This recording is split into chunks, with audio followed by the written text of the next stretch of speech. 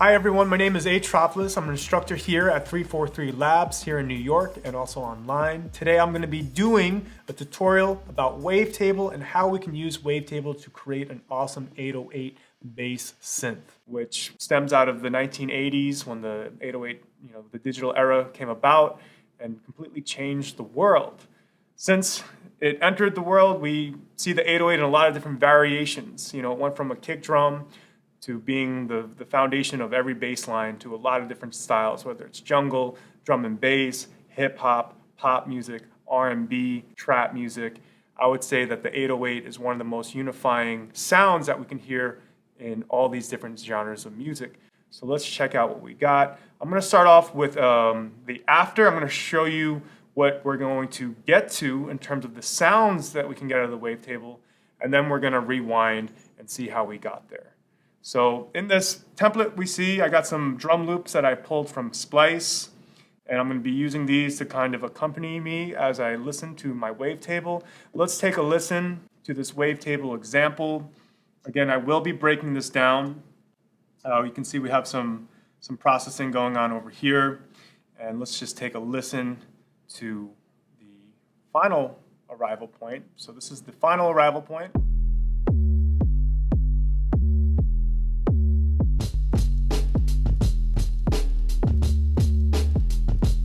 Okay, awesome. You can hear it, it's punchy, it's got a little bit of attitude to it, it's cutting through the mix. That's what we're looking for in the 808. And let's take a listen to what it sounds like before we go through all these processes. Okay, let's take a listen. And as you can see, there's actually nothing on this channel I wanted to show you. I'm literally taking from my instruments a default wavetable setting. And now we can just hear the immediate difference from just a wavetable that hasn't been configured for the 808 versus a wavetable that has been configured with the 808. So let's take a listen. Okay. As you can see, we don't really hear much. Granted, there is a dramatic shift in volume. Let's go back to the other example real quick.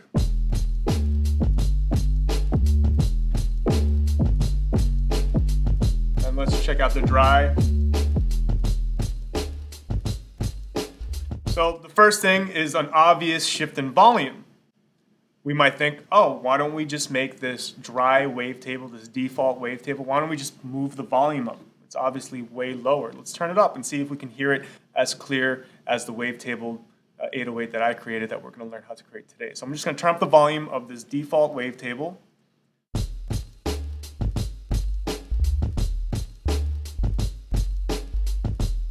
And I'm going to go back to the other one.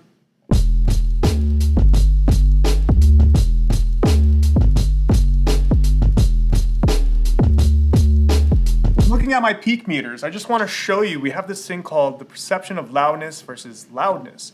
There are ways to make things louder without actually making it louder. And these are some of the things that we're going to have to utilize, like saturation and compression and drive, to give some character to make this thing cut. And that is why in this example, the 808 wavetable that I created cuts through the mix at a lower volume, and the default wavetable is actually now at a higher volume.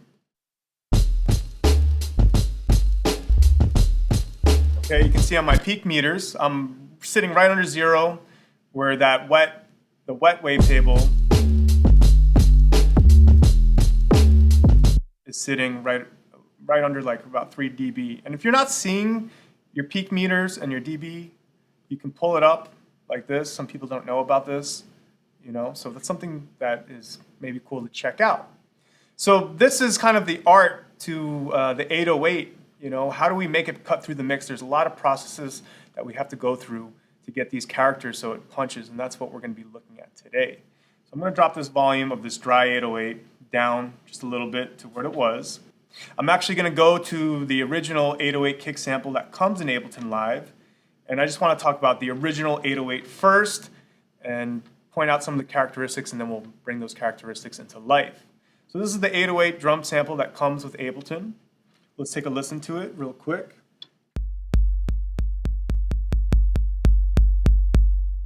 So the original 808 drum kick has a bass frequency of G0, which is 50 hertz, which is a very common frequency.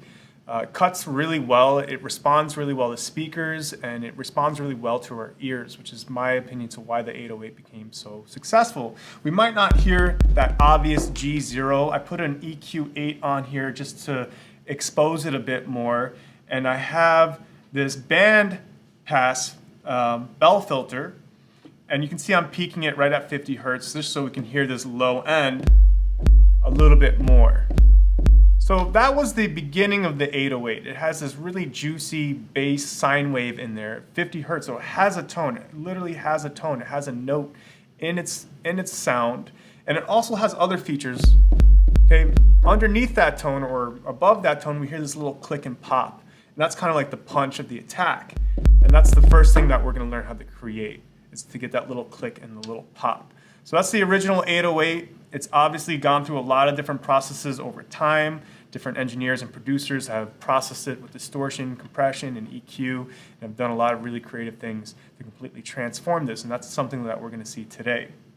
All right, so let's check it out. Let's go over to our Wavetable Dry. This is the default Wavetable, and the first thing that we're going to look at to make this feel a little bit more present is we're going to introduce that little click, that little pop that we heard in the original 808 sample. And that little click and pop is going to help guide our ears downward to that bass, and it's actually just going to make it pop out a little bit more. The way it works is our ears physically respond to mid-range frequencies the most accurately. Our ears physically respond to low frequencies. We have the hardest time analyzing and picking apart the low frequencies. That's just a fact, which is why bass is one of the, something that we obsess about, because literally, as human beings, our ears can't really understand low frequencies. So when we start introducing, what helps us understand these low frequencies is introducing higher tone things like these little clicks and pops, and using some distortion to introduce some harmonics that will also make that 808 cut. So let's hop into our wavetable. This is the default wavetable. A default sound is always loaded without going into the presets. I'm literally just double clicking on that wavetable here. Let me just show you. Let's get rid of this. Default, this is default, and this would be the exact wavetable you would start with at home. So the first thing we're going to look at is I'm going to open up our wavetable modulation screen. How did I do that? Let's take a look in the top left corner of our wavetable synthesizer. We have this little arrow. To the left of this, we have our device on and off, and then we are able to pop open. If you don't pop this open, you do have the options to see your modulation sources over here. But for the sake of our screen real estate and this tutorial, I think it's best to have everything open so we don't have to go through these different menus. We have three envelopes. We have an amplitude envelope. This is controlling volume, right? Volume. We have envelope 2 and envelope 3. These envelopes can go anywhere.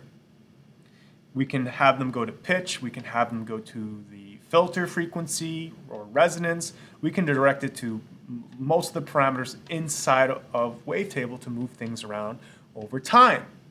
The first thing I want to do is direct my envelope 2 to the pitch. Okay, so I'm in my matrix. As we can see, the matrix is the area that we are going to use to start mapping our modulations to move things. So modulations are envelopes and low frequency oscillators, also known as LFOs. I'm going to go to pitch. Pitch is the thing that I want to work with. I have my wavetable dry, armed, and ready to go. You will have this template to download, and if you want to go through the steps with me, please do that. Download this template and work with me as we create and turn this simple default wavetable into a nice juicy 808 sound. All right, let's check it out. So I'm going to go over to our pitch. I'm going to go all the way up. I'm clicking down and I'm pulling my mouse up. This measurement is pitch. We're looking at 48 semitones of distance. Okay. And I'm going to use my controller, whatever MIDI controller you have. It's going to be helpful just to kind of trigger things as you're setting these parameters. I highly recommend working with a MIDI controller. If you do not own a MIDI controller, you can use your computer keyboard by turning this on here. And now if you type on your letter A, S, D, all the way to the letter L, you can trigger these sounds. And that's something I recommend doing as you're adjusting these specific parameters. So we're focusing on our envelope 2, which I now routed to the pitch of my oscillator. And what's going to happen is this envelope is going to control pitch. Let's take a look. I'm gonna go ahead and turn up my attack to 7 seconds. What this means is when I press a note, it's going to travel 48 semitones in the amount of 7 seconds all the way up. And then once it reaches its decay point, it's gonna drop down and then it'll go to about 24 semitones. So I'm pressing a note. You hear it going up, traveling, traveling, traveling, traveling. And there's my decay. So this envelope is now gonna control pitch. I can do a lot of fun movement with this. I really would like you to spend time just holding and playing. You wanna hold a long MIDI note and start trying to connect how this ADSR envelope 2 is moving your pitch over time. Try to get a feel for it. You can see visually what's happening and you should be able to apply this image to the movement of your sound. Up, up, up, down.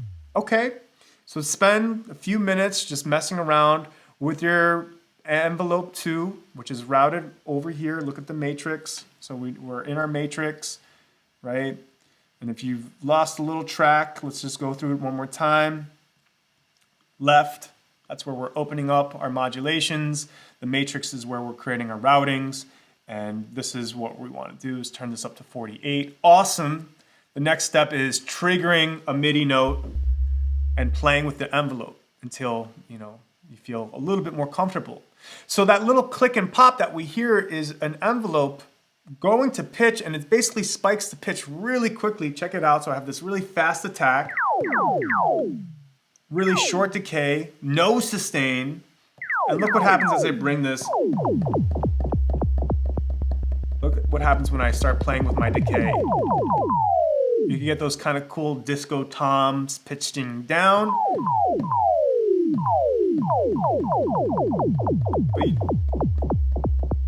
So this is that kind of sweet spot, and this is completely up to you. I am not going to give you exact numbers. I don't want you to go about creating this sound with like, oh, where was his decay? I want you to find that sweet spot. I want you to cut your sustain down, and I want you to move that decay back and forth until it sounds right for you. Okay, the whole point of this tutorial is for you to feel comfortable with these tools to make your own 808 drum. Okay, so I'm playing with my decay, and this is how I would go about it. It's like, well, what kind of tone? I kind of like it a little bit tighter, where it's not too obvious that pitch shift down. Okay, so that right there is going to give me that click, and it does a lot for us. Let's take it away real quick. Let's take it away real quick.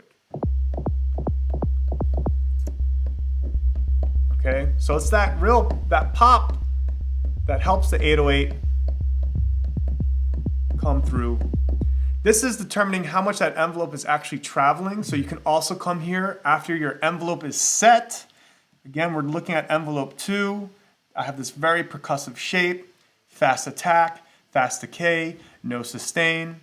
And now I'm playing with the amount of how much this envelope will travel.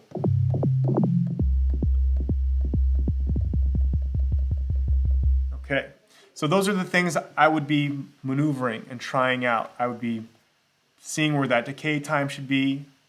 I'm going to see where the amount of that envelope should be. It can be anywhere between 0 and 48. And you're going to want to make that choice completely on what your track needs, what kind of click or sound that you want in your 808. I think 48 is a little too knocky for me. I liked it around 30. And that right there, that would be giving us our basic kind of 808 sound that we're looking for. And let's quickly check out, let's go to the original 808. Okay.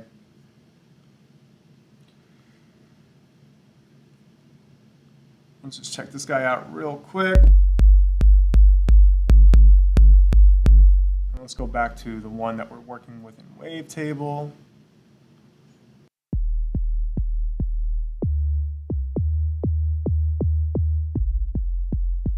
Okay, so we have a little bit more of that knock.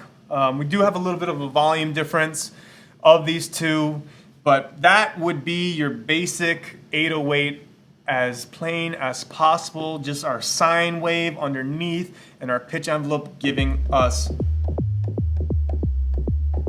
that click that we're looking for. Let's hit play, let's see what it sounds like with everything else.